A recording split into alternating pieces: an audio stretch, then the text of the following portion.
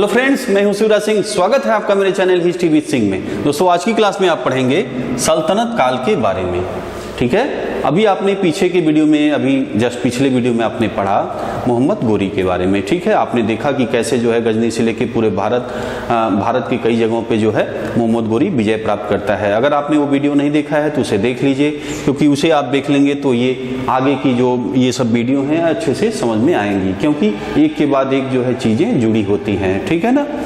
तो आपने देखा कि कैसे जो है मोहम्मद गोरी जो भारत का राज्य जीता हुआ था, वो अपने गुलामों को सौंप करके, जैसे आपका गुलाम जो दिल्ली का क्षेत्र था वो आपको कुतुबुद्दीन ऐबक को सौंप करके ये वापस जाता है और सीमांत प्रदेशों पर जो है वो मार दिया जाता है।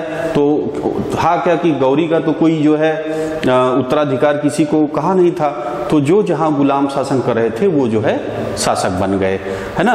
तो अभी वो प्रतिनिधि के रूप में काम कर रहे थे। अब मोहम्मद गोरी के मर जाने के बाद वो शासन जो है राजा हो गए, शासन करने लगे। ठीक है ना। तो आइए देखिए, आज आप पढ़ने वाले हैं इस वीडियो में सल्तनत काल में आपको जो है पढ़ना है गुलाम वंश के बारे में या ममलूक वंश के बारे में।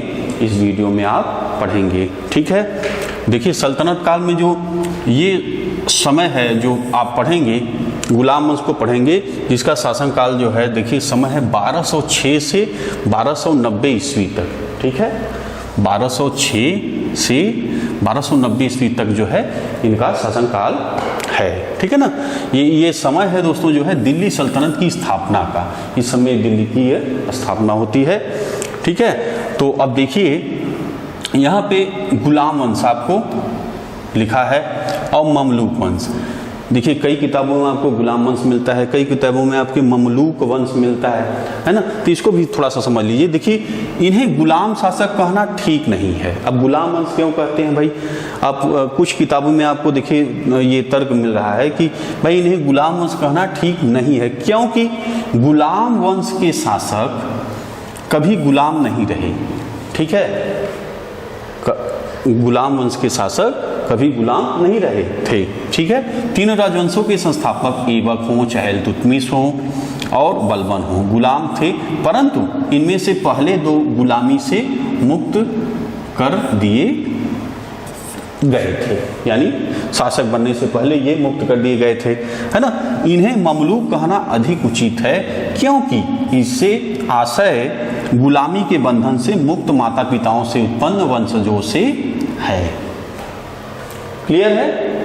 तो ये चीजें हैं गुलाम वंश, ममलूक वंश, ये जानते रहिए, थोड़ा सा समझ लीजिए। बाकी आप जो है किताबों में देखते ही होंगे, कहीं गुलाम वंश है, कहीं ममलूक वंश है। थोड़ा सा समझ बस अपना बनाए रखिए, जानते रहिए। अच्छा, आप देखिए आगे इस वंश की स्थापना जो है, अब देखिए गुलाम वंश की जो स्थापना 1206 ईस्वी में कुतुबुद्दीन ऐबक ने किया था। ठीक है, यह गौरी का गुलाम था। गुलाम वंश के प्रमुख राजा हैं। ठीक है, जो प्रमुख राजा हैं उनको हम जो है दोस्तों देख लेते हैं। तो देखिए सबसे पहले कुतुबुद्दीन ऐबक को, ये जो है क्या है, संस्थापक है, आप जानते हैं गुलाम वंश का। देखिए राज्याभिषेक ये जो करता है 24 जून को 1206 में, है ना, इसका राज्याभिषेक होता है। ये राजधानी कहाँ बनाया था? लाहौर में, पाकिस्तान का जो क्षेत्र है। ठीक है, पाकिस्तान जो लाहौर है, ठीक, तो लाहौर में जो है ये राजधानी बनाया था। और देखिए ये जो है कुतुब मीनार की नींव डाली थी, ये पूरा नहीं करा सका था, मर गया था, है ना। उसके बाद देखिए ये जो है दिल्ली में कुव्वत उल इस्लाम मस्जिद और अजमेर में 2.5 दिन का झोपड़ा नामक मस्जिद का निर्माण इसने कराया था, कुतुबुद्दीन ऐबक ने। ये सब बिल्कुल आराम से पूरा लिख लीजिएगा, है ना। मैं बोल भी रहा हूँ, अगर आपको मान लीजिए नहीं दिखाई पड़ रहा है तो मैं बोल रहा हूँ, उसको सुन करके भी आप नोट्स बना लीजिएगा। देखिए दिल्ली में कुव्वत उल इस्लाम मस्जिद, ठीक है, और अजमेर में 2.5 दिन का झोपड़ा नामक मस्जिद का निर्माण कराया। क्लियर है। और आगे देखिए इसे जो है लाख बख्श कहा जाता था। लाख बख्श यानी लाखों का दान देने वाला। और देखिए ये जो है इसकी मृत्यु कब होती है? इसका मृत्यु होती है 1210 ईस्वी में चौगान खेलते हुए। ये चौगान खेल रहा था और घोड़े से गिर के इसकी जो है मृत्यु हो जाती है। समय क्या था? 1210 ईस्वी। ठीक है, इसके बाद जो है ऐबक का उत्तराधिकारी कौन आता है? आराम शाह। इसके बाद आराम शाह आता है इसके उत्तराधिकार में, लेकिन मात्र 8 महीने जो है शासन ये करता है आराम शाह। उसके बाद इसकी हत्या जो है इल्तुतमिश करके जो है शासन पे अधिकार कर लेता है। कौन था इल्तुतमिश? कौन था? यह ऐबक का गुलाम और दामाद दोनों था। ठीक है, ऐबक की मृत्यु के समय यह कहाँ पे था? बदायूं का गवर्नर था। लाहौर से यह जो है क्या लाया? लाहौर से राजधानी दिल्ली लाया।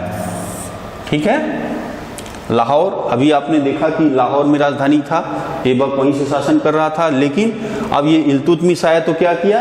ये लाहौर से जो है दिल्ली को राजधानी ट्रांसफर कर लिया। ठीक है, तो आप लोगों के लिए क्या काम है दोस्तों? आप लोग मैप बनाओगे। ठीक है, भारत का मैप बनाओगे और पाकिस्तान का मैप बनाओगे। आपने अभी देखा ऐबक जो है लाहौर में था, पाकिस्तान के लाहौर में, और अभी ये दिल्ली में लाता है। ठीक है, तो मैप द्वारा आप जो है सारी चीज़ें आपको बनाओगे। ठीक है, और ये सब जो जगह अभी मैं चीज़ें बता रहा हूँ उसको आप जो है वहाँ पे लगाओगे। तो इससे क्या होगा दोस्तों? जब आप मैप बनाओगे तो आपको ये पूरी चीज़ें बैठ जाएंगी। मैप के द्वारा आप जो है एकदम आपके दिमाग में बैठ जाएगा। जैसे आप रटते हैं, भूल जाते हैं, है ना, लेकिन जब आप मैप बना लोगे तो मैप से आपको जो है हर चीज़ें, जैसे मैं बता रहा हूँ, आप हर चीज़ें सेट कर लोगे तो फिर आपको माने काफ़ी दिनों तक आपके दिमाग में याददाश्त बनी रहेगी। ठीक है, तो ये आपका काम है, ये इसे जो है आपको करना है। ठीक है, आगे देखें। हौज ए सुल्तानी का निर्माण देहली ए कुहना के नज़दीक करवाया था। ठीक है, ये हौज ए सुल्तानी बनवाया था, ये जो है देहली ए कुहना के नज़दीक करवाया था। ठीक है, पहला शासक था जिसने 1229 ईस्वी में बगदाद के खलीफा से सुल्तान पद की वैधानिक स्वीकृति प्राप्त की। ठीक है, और देखें, चंगेज खान से बचने के लिए ख्वारिज्म के सम्राट जलालुद्दीन को इल्तुतमिश ने अपने यहाँ शरण नहीं दी थी। ठीक, और देखें इसकी मृत्यु कब होती है? अप्रैल 1236 में इसकी जो है मृत्यु हो जाती है, ये मर जाता है। इसके बाद देखिए, इसके मृत्यु के बाद जो है रुकनुद्दीन फिरोज गद्दी पर बैठता है। ये क्या था? एक अयोग्य शासक था, निर्बल शासक था, और ये जब शासन कर रहा था तो इसकी माँ थी, माँ शाह जो है, इसी माँ का नाम था शाह तुर्कान। ठीक है, यही जो है शासन व्यवस्था पे छाई हुई थी। ये तो अयोग्य था ही रुकनुद्दीन, और यही जो है सारे डिसीजन लेती थी, सारे निर्णय लेती थी। इससे भी जो है काफ़ी जो अमीर वर्ग थे वो इनके खिलाफ हो गए और जो है इसको मारने का जो है षड्यंत्र करने लगे थे। रुकनुद्दीन के बाद जो है हत्या कर दी थी। उसके बाद जो है रजिया सुल्तान शासक बनती हैं। ठीक है ना, रजिया जो सुल्तान थी, इनका शासन क्या था? 1236 ईस्वी से 1240 ईस्वी तक जो है इन्होंने शासन किया। देखिए, अब इनके बारे में जानिए। प्रथम मुस्लिम महिला थी जिसने शासन की बागडोर संभाली। ठीक, आगे देखिए, पर्दा प्रथा को इन्होंने त्याग दिया था। ये जो है चोगा, जो आदमियों के कपड़े थे, टोपी थी, कुलाह यानी जो टोपी थी, टोपी पहनकर ये जो है एकदम बेपर्दा होकर के, यानी पर्दा जो औरतें लगाती थी वो पर्दा न ओढ़ करके एकदम जो है खुले मुंह जो है ये आती थी और दरबार में बैठती थी, आदमियों के कपड़े पहनती थी, है ना। तो ये बिल्कुल जो है आदमियों की तरह शासन कर रही थी। ठीक है, और देखें, मलिक जलालुद्दीन याकूत को अमीर अखूर घोड़े का जो है सरदार नियुक्त किया था। ठीक है, इसको कौन सा पद दिया गया था? अमीर अखूर, है ना। और देखिए, इसकी शादी जो है होती है अल्तुनिया से, है ना। और देखिए, इसकी हत्या जो है कर दी जाती है 13 अक्टूबर 1240 ईस्वी में कैथल के स्थान पर डाकुओं द्वारा इसकी हत्या कर दी जाती है। ठीक है। और इसके बाद जो है बहराम शाह 1240 से 42 तक जो है, अगला शासक कौन होता है इसके बाद? बहराम शाह, जो शासन करता है 1240 से 1242 ईस्वी तक। देखिए बहराम शाह को बंदी बनाकर इसकी हत्या कर दी गई, ठीक है, 1242 ईस्वी में कर दी गई थी। इसके बाद दिल्ली का सुल्तान अलाउद्दीन मसूद शाह 1242 से 1246 तक जो इसका शासनकाल है, ठीक है, दिल्ली का सुल्तान अलाउद्दीन मसूद शाह बना। बहराम शाह के बाद कौन बनता है? अलाउद्दीन मसूद शाह। इसका भी शासनकाल क्या है? मात्र 1242 से 46 वर्ष। तो देखिए ये जो अमीर वर्ग हैं, तो होता क्या है, अब देखिए जो ये बाद के शासक हैं इनको भेड़ों की तरह जो है इस्तेमाल करते हैं, इनको अपनी शासन सत्ता अमीर वर्ग अपने हाथ में रखते हैं और ये जो है ऐसे ही जो है भेड़ों की तरह काट देते हैं, मार देते हैं, दूसरे को जो है बैठा देते हैं, यही हाल चलता रहता है ना। देखिए बलबन ने षड्यंत्र के द्वारा 1246 ईस्वी में अलाउद्दीन मसूद को सुल्तान के पद से हटाकर नसीरुद्दीन महमूद को सुल्तान बना दिया। देखिए कैसे एक के बाद एक जो है शासकों को ये हटाते जा रहे हैं। नसीरुद्दीन महमूद ऐसा सुल्तान था जो टोपी सीकर अपना जीवन निर्वाह कर रहा था। सोचिए क्या हालत थी इनकी, जो है कि ये टोपी सीकर अपना जीवन व्यतीत कर रहे हैं। तो ये सोचिए कि क्या जो है अमीर वर्ग जो ये उस समय के जो थे, जो सरदार थे, वो पूरी जो है शासन सत्ता अपने हाथ में रखते थे, है ना, और शासक एक कठपुतली की तरह है। और देखिए 1266 ईस्वी में नसीरुद्दीन की अचानक मृत्यु हो गई। कब हो गई? 1266 ईस्वी में, ठीक है। यह शमसी वंश का अंतिम शासक था। किस वंश का था? असमसी वंश का, ठीक है। इसका कोई पुत्र नहीं था, इसलिए अगला शासक गियासुद्दीन बलबन बना, जिसने बलबनी वंश की स्थापना की। गियासुद्दीन बलबन, इसका शासनकाल का समय क्या है? 1266 से 1286 तक ये जो है शासन करता है। 1266 ईस्वी में जो है यह दिल्ली की गद्दी पर बैठता है। देखिए इसका वास्तविक नाम क्या है? बहाउद्दीन इसका जो है वास्तविक नाम है, ठीक है। इल्तुतमिश का ये गुलाम था बलबन। तुर्कान ए चिहलगामी का विनाश, तुर्कान ए चिहलगानी का इसने विनाश किया।